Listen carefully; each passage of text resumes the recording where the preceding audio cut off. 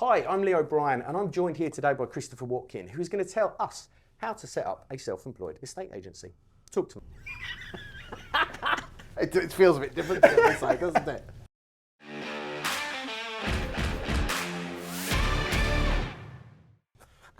Well, Lee, I mean, you've set up your own self-employed estate agency model with your business partner and recently been taken over by the great guys at IAD. Other self-employed estate agency models are available. Well, that's good. And I think the biggest thing is this, is does the world need another self-employed estate agency model? You tell me, you're setting one up. Well, I think the magic thing is this, is that the world doesn't just need another self-employed estate agency model. I'm a huge believer in the self-employed model itself. I think it, gone are the days where you could, borrow 10 grand off your mum and go up an estate agency. You need 50, 100 grand. And I think fundamentally the self-employed estate agency model, Lee, is you give up a third of your fee, roughly, but in return you get cheap Rightmove, cheap Zoopla and a cheap CRM with a bit of support. And if people say to me, which model is the best? And I say to them this, they're all the same. The only difference is the person who is the leader of the firm and your direct sponsor.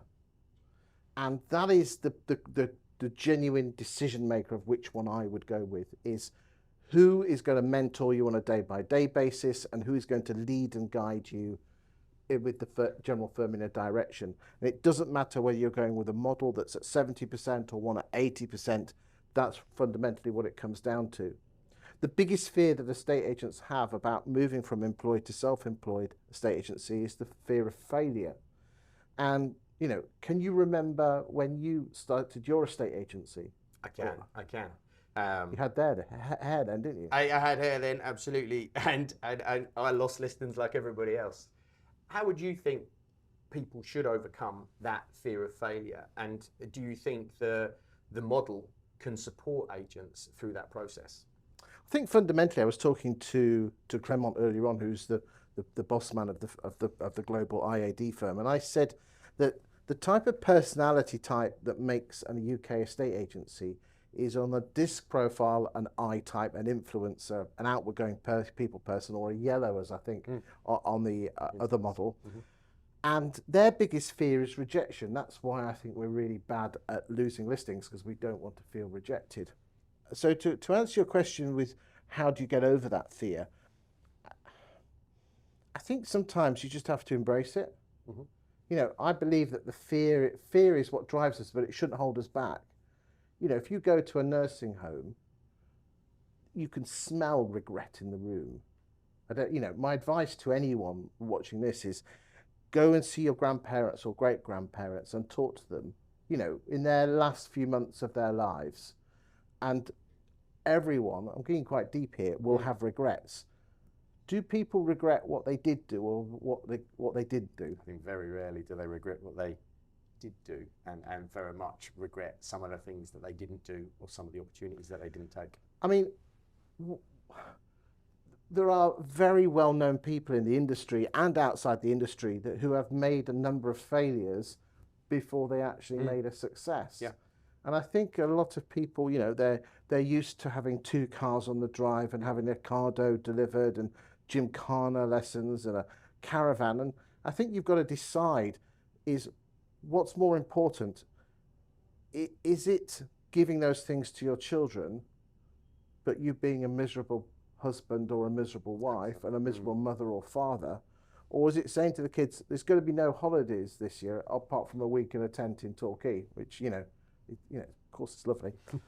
And going about, going down to 1 car and making sacrifices, but almost eating the dirt for a couple of years to fly to soar like an eagle in 5 or 10 years' time. I've got kids, I don't think they'd notice. Like some of those things, some of those things I think we build up in our heads, they're bigger than they really are to the rest of the people around you. The other fear is looking a prat in front of their mates. How did you get over your fear? I think through repetition. I think you do just have to get back on the horse. But I think I had a business partner who supported me and I supported him, And actually, I think having somebody to talk through the process, to debrief a little, and to maybe think about what you could have done a little bit better was really helpful. It's interesting because a lot of people who, you set up your estate agency model in a more traditional way, is you would actually think it was stupid to set up with someone else because you've got two mouths to feed and not one. Yeah, and do you know what? I disagree. I disagree from experience. No, but I would agree. I agree with doing you. it again. No, I agree with you yeah. because actually it's shared pain and you can feed off each other. That's what I love about the IAD model, is that the mentorship is really, really strong. I get that. I've spoken to lots of people, and that if there's one thing that screams at me, is the culture within IAD. Kinship. Yeah. The kinship. I like that. So I'm going to steal that one off you. I think the important thing is this: is you have to. You said the fear. The responsibility of getting over the fear can only be the person looking you in the mirror. But you, as the boss of the brokerage model, also have a responsibility. And I think, as I said, the world doesn't need another self-employed estate agency model. And there's plenty of agents out there who are setting up their own self-employed estate agency models for the wrong reasons. They can see it as a great way to bring cash in.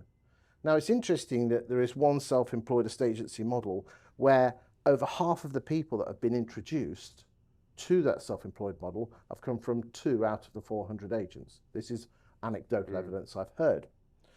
There are other agents that are almost cult-like in a good way, and they bring a certain type of person in. They're limited on geography and where they attract people in. But if there's one thing that I've noticed, and this is one thing that I'm going to have to recommend you do more of, Lee, and I'll give you your due. You have upped your game on this one, mate. So it's a praise. And Watkin doesn't throw many praises out there. do I?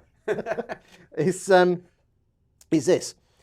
You need to grab the attention and the eyeballs of people within the UK, and you need to become a thought leader in the industry.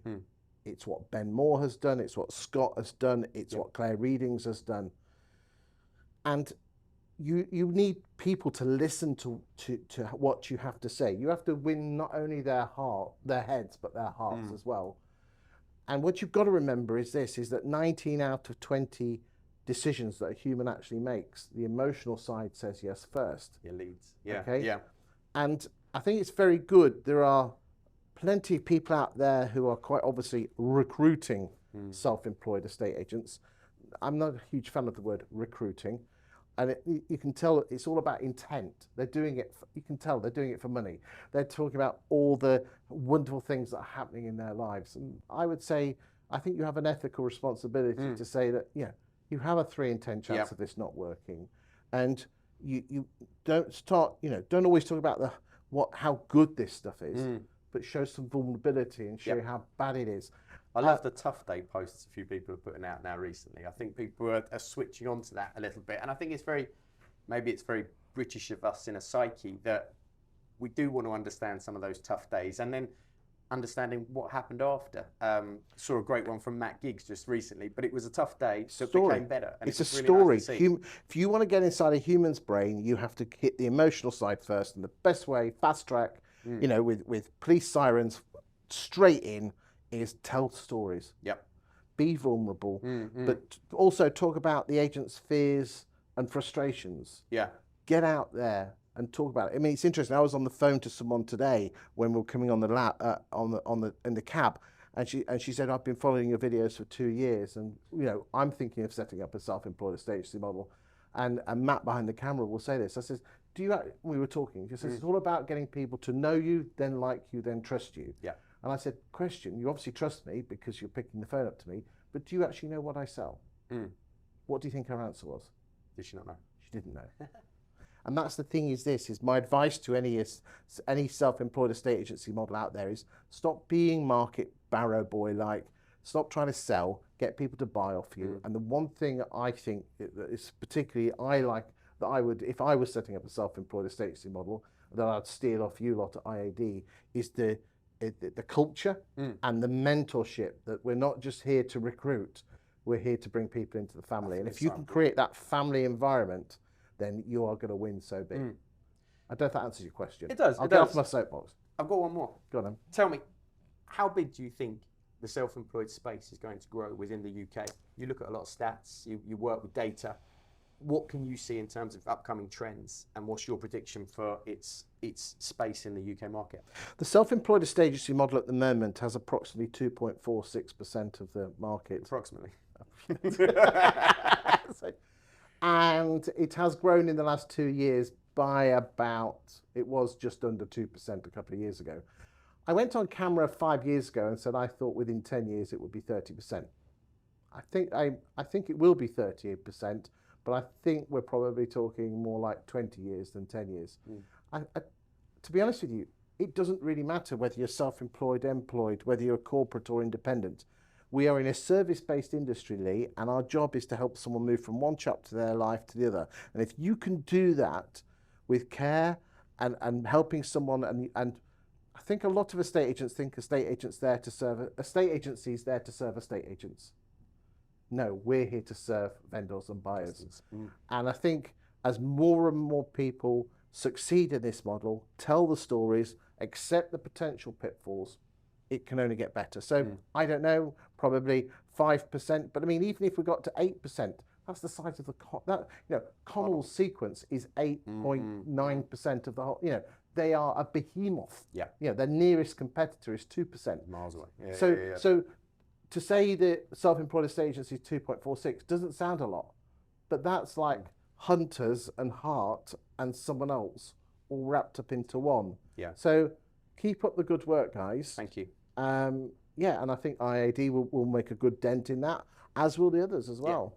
Yeah, no, definitely. Great to provide some more options to the great agents, great people that want to be in this industry of ours.